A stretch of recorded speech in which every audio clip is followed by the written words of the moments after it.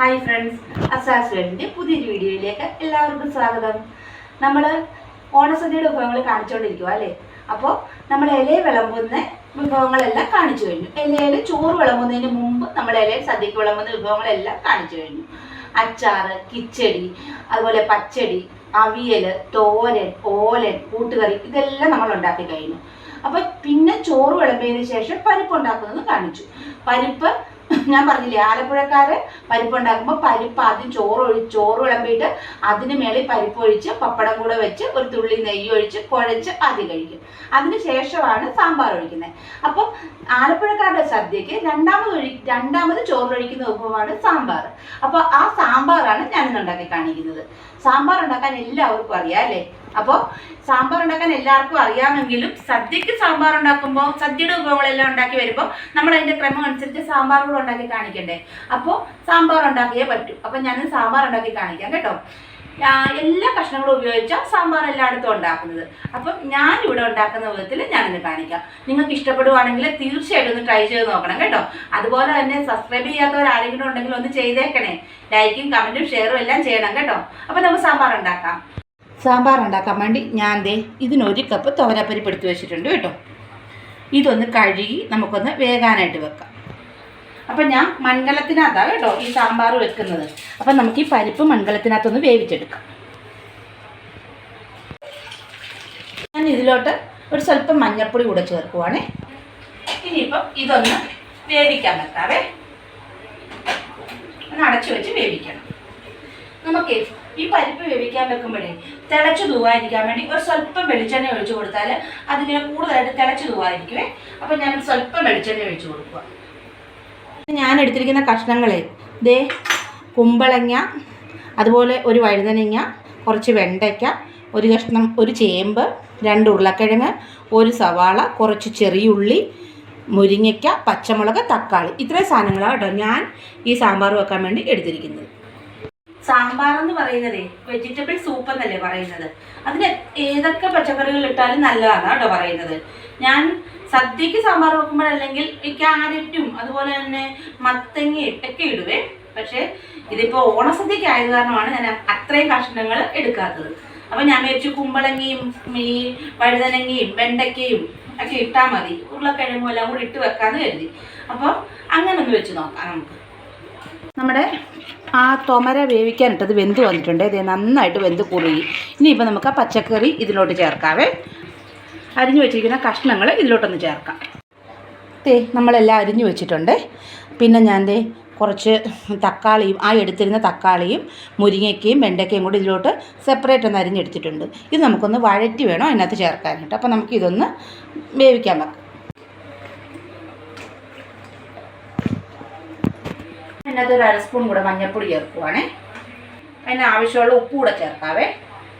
വെള്ളം കൂടെ ഒഴിച്ച് നമുക്ക് ഈ കഷ്ണങ്ങളൊന്ന് വേവിച്ചെടുക്കാം.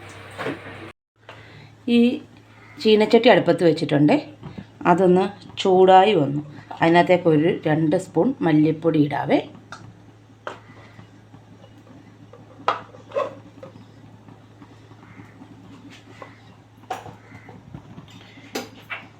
ഒരു 1/4 സ്പൂൺ മഞ്ഞൾപ്പൊടി കൂട്ടിടാം. നമ്മൾ നേരത്തെ കഷ്ണത്തിലൊക്കെ മഞ്ഞൾപ്പൊടി ചേർത്തിട്ടുണ്ടായിരുന്നു, അതുകൊണ്ടാണ് 1/4 സ്പൂൺ ഇടുന്നത്.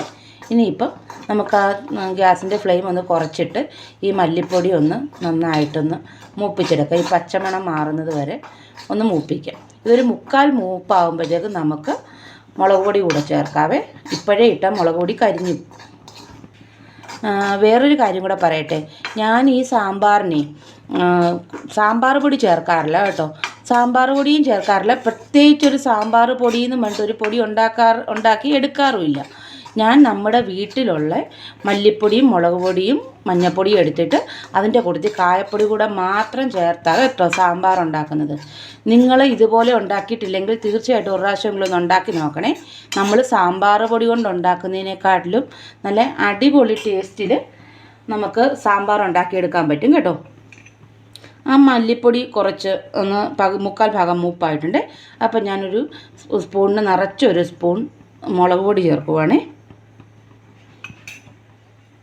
അതുപോലെ നമുക്കൊരു 1/2 സ്പൂൺ കായപ്പൊടി കൂടെ ചേർക്കാവേ. ഇനി നമുക്കിതൊന്ന് നന്നായിട്ട് മൂപ്പിച്ചെടുക്കാവേ. ഈ പച്ചമണം മാറി ഒരു നല്ല മണം വരും, ഒരു സാമ്പാർ വെക്കുന്ന പോലെ തന്നെയുള്ളൊരു മണം വരും കേട്ടോ. ഇത് നമ്മളൊന്ന് മൂപ്പിച്ചെടുക്കുമ്പോഴത്തേക്കും ശരിക്കും പറഞ്ഞാൽ എൻ്റെ സാമ്പാറിൻ്റെ കൂട്ടിതാണ്. അതല്ലാതെ ഞാൻ സാമ്പാർ പൊടി ചേർക്കുമോ അല്ലെങ്കിൽ മറ്റേ നമ്മുടെ തൊമരയും അരിയും ഒക്കെ പൊടിച്ചൊക്കെ എല്ലാവരും സാമ്പാർ പൊടി ഉണ്ടാക്കുന്നത് ഞാൻ കണ്ടിട്ടുണ്ട്. അങ്ങനൊരു സാമ്പാർ പൊടി ഉണ്ടാക്കുമ്പോൾ ഞാൻ ഇന്ന് വരെ ചെയ്തിട്ടില്ല. എൻ്റെ വീട്ടിൽ പണ്ട് അമ്മയൊക്കെ ഈ രീതിക്കാണ് സാമ്പാർ ഉണ്ടാക്കിക്കൊണ്ടിരുന്നത്. ആ രീതിക്ക് തന്നെ ഞാൻ ഇപ്പോഴും സാമ്പാർ ഉണ്ടാക്കുന്നത്. ഞാൻ ഇതുവരെ എൻ്റെ വീട്ടിൽ സാമ്പാർ പൊടി വാങ്ങിച്ച് സാമ്പാർ ഉണ്ടാക്കിയിട്ടില്ല. എവിടെയെങ്കിലും ചെന്നിട്ട് ഈ സാമ്പാർ പൊടി വെച്ചുണ്ടാക്കിയ സാമ്പാർ കഴിച്ചിട്ടുള്ളതല്ലാതെ അങ്ങനെ മാത്രമേ ഞാൻ കഴിച്ചിട്ടുള്ളേ. അപ്പോൾ നല്ല നമ്മൾ ഈ സാമ്പാർ ഉണ്ടാക്കുമ്പോൾ എന്തൊരു മണമാണെന്നറിയോ, ദൂരെ നിന്ന് പോലും ഈ മണം വരും കേട്ടോ, മണം വരും. അപ്പോൾ എല്ലാവർക്കും അറിയാം നല്ല സാമ്പാറാണെന്നുള്ള കാര്യം. അപ്പം നിങ്ങൾ ഒരു പ്രാവശ്യമെങ്കിലും ഞാൻ നേരത്തെ പറഞ്ഞില്ലേ, നിങ്ങൾ ഇങ്ങനെ സാമ്പാർ ഉണ്ടാക്കിയിട്ടില്ലെങ്കിൽ സാമ്പാർ പൊടിയൊന്നും ചേർക്കാതെ ഈ രീതിക്ക് ഒരു പ്രാവശ്യമെങ്കിലും ഒന്ന് ഉണ്ടാക്കി നോക്കണേ. ഇനി ഇതിൽ ഈ കഷ്ണങ്ങൾ വെന്ത ഈ കൂട്ടിലോട്ട് ചേർക്കുവാണേ. ഇനി നമുക്കിതൊന്ന് ചൂടായി കഴിയുമ്പോഴേ ഇച്ചിരി വെളിച്ചെണ്ണ ഒഴിച്ച് ഈ കഷ്ണങ്ങളൊന്ന് വഴറ്റിയെടുക്കണേ. അപ്പോഴത്തേക്കും ഇത് നന്നായിട്ട് ഒന്ന് തിളച്ച് കുറുകി വരും. ഇതിനകത്തേക്ക് കുറച്ച് വെളിച്ചെണ്ണ ഒഴിക്കുവാണ്. നേരത്തെ നമ്മൾ മല്ലിപ്പൊടിയും മുളക് പൊടിയും ചൂടാക്കി ആ പാത്രത്തിലോട്ട് തന്നെയാണ് കേട്ടോ ഞാൻ ഇതൊന്ന് വഴറ്റിയെടുക്കുന്നത്. ഒന്ന് തുടച്ചെടുത്തതേ ഉള്ളൂ.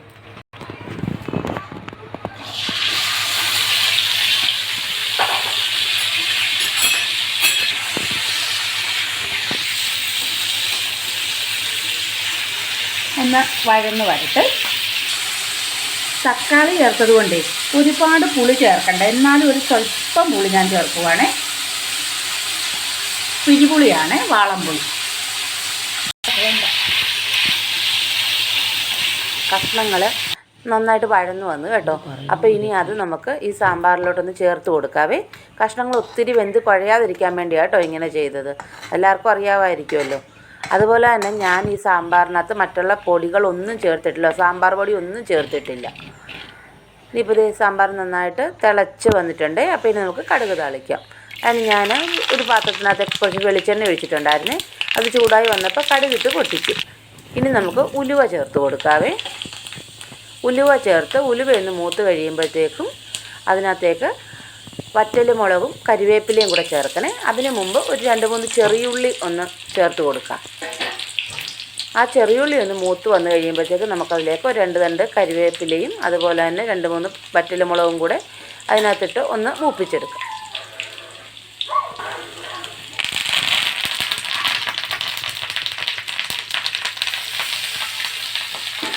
ഈ വറ്റൽമുളകും കരിവേപ്പിലയും ഒന്ന് മൂത്ത് കഴിയുമ്പോഴത്തേക്ക് നമുക്കതിനകത്തേക്ക് വേറൊരു കാര്യം കൂടെ ചേർക്കണം കേട്ടോ. ഒരു സ്വല്പം കായപ്പൊടിയും കൂടെ ചേർക്കണേ. നമ്മൾ ആദ്യം മല്ലിമുളകും മൂപ്പിച്ചപ്പോൾ അതിൻ്റെ കൂട്ടത്തിൽ കായപ്പൊടി ചേർത്തിട്ടുണ്ടായിരുന്നു. എന്നാലും നമ്മൾ ഈ കടുക് വറക്കുമ്പോൾ ഇതിൻ്റെ കൂട്ടത്തിൽ എണ്ണയ്ക്കകത്തേക്ക് ഒരു സ്വല്പം കായം കൂടിയിട്ട് ഒന്ന് നന്നായിട്ടൊന്ന് മൂപ്പിച്ചെടുക്കണം.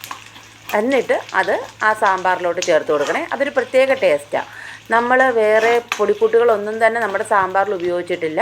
നമ്മുടെ വീട്ടിൽ പൊടിച്ചെടുത്ത മല്ലിപ്പൊടിയും മുളക് പൊടിയും മഞ്ഞൾപ്പൊടിയും അല്ലാതെ കായപ്പൊടിയും മാത്രമാണ് ചേർത്തിരിക്കുന്നത്. അപ്പോൾ നമുക്ക് കടുക് താളിച്ച് ഇതിനകത്തോട്ട് ചേർത്ത് കൊടുത്തേ. ഇനിയിപ്പോൾ നമ്മുടെ സാമ്പാറിൻ്റെ മേളിലോട്ട് നമുക്കൊരു 2-3 തണ്ട് മല്ലിയില അരിഞ്ഞത് കൂടെ ചേർത്ത് കൊടുക്കാവേ. ഈ പച്ച മല്ലിയില ഇതിനകത്തേക്ക് ഇട്ട് ഒന്ന് ഇളക്കി കഴിയുമ്പോൾ അതങ്ങ് വാടി അതിനോടൊപ്പം അങ്ങ് ചേർന്നോളും. നല്ലൊരു മണവും സ്വാദും ഒക്കെയാണ് കേട്ടോ ഇത്. അപ്പം നമ്മുടെ സാമ്പാർ റെഡി ആയിട്ടുണ്ട്. ഇവിടെ എല്ലാവർക്കും സാമ്പാർ ഇഡലിയുടെ കൂട്ടത്തിൽ കഴിക്കാനാണ് കേട്ടോ ഇഷ്ടം. പക്ഷേ എനിക്ക് സാമ്പാർ ചോറിൻ്റെ കൂട്ടത്തിലാണെങ്കിലും ഇഡലിയുടെ കൂട്ടത്തിലാണെങ്കിലും ഒക്കെ ഇഷ്ടമാണ്. എനിക്ക് സാമ്പാർ ഭയങ്കര ഇഷ്ടമുള്ള ഒരു കറിയാണ്.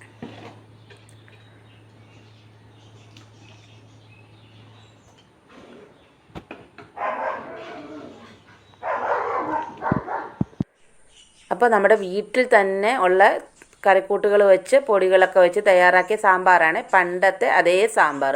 പണ്ട് സാമ്പാർ പൊടിയൊന്നും ഇല്ലായിരുന്നല്ലോ, നമ്മുടെ വീട്ടിലുള്ള പൊടികൾ തന്നെയല്ലേ ഉപയോഗിച്ചുകൊണ്ടിരുന്നത്. അപ്പോൾ അങ്ങനെ ഉണ്ടാക്കിയ സാമ്പാറാണ്. നിങ്ങൾക്ക് എല്ലാവർക്കും ഈ സാമ്പാർ ഇഷ്ടപ്പെട്ടു എന്നുണ്ടെങ്കിൽ തീർച്ചയായിട്ടും നിങ്ങളൊന്ന് സപ്പോർട്ട് ചെയ്യണം കേട്ടോ. ലൈക്കും ഷെയറും കമൻറ്റും ഒക്കെ ചെയ്തേക്കണേ. അതുപോലെ സബ്സ്ക്രൈബ് ചെയ്തിട്ടില്ലെങ്കിൽ ഒന്ന് ചെയ്തേക്കണം കേട്ടോ. അപ്പോൾ മറ്റൊരു വീഡിയോ ആയിട്ട് നാളെ കാണാം.